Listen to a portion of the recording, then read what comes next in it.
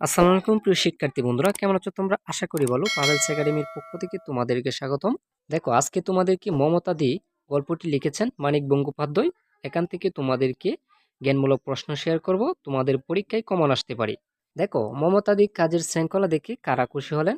উত্তর, বাড়ির লোকেরা। দেখো, মমতা দি কোন গলিতে বাস করতেন? উত্তর, জীবনের গলিতে। দেখো, অনাড়ম্বর শব্দের অর্থ কি? জাঁকজমকহীন। পর্দার ঠেলে উপার্জন কি? উত্তর, নারীদের অন্তঃপুরে থাকা প্রথা ভেঙে বাইরে এসে আয় রোজগার করা। মমতাদি তার মাইনে কত টাকা আশা করেছিল? উত্তর, 12 টাকা। দেখো, মমতাদি কপালে কত চিহ্ন কেমন? উত্তর, অজান্তে পরা টিপের মতো।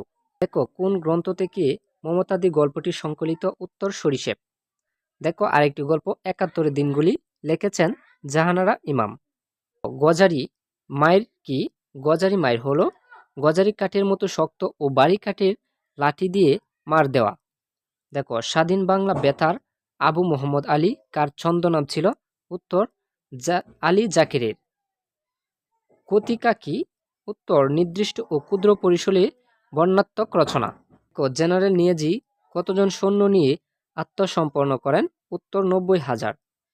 মতিউর রহমানের শ্বশুর কোথায় থাকেন? উত্তর, গুলশানে। সুপ্রিয় শিক্ষার্থীরা, এই ছিল তোমাদের দুটি গল্প থেকে গুরুত্বপূর্ণ কিউশন। তোমরা এগুলো দেখে যেও, অবশ্যই তোমাদের পরীক্ষায় কমন পাবা। আর এরকম সকল আপডেট পেতে আমাদের চ্যানেলটিকে সাবস্ক্রাইব করে সাথেই থাকো।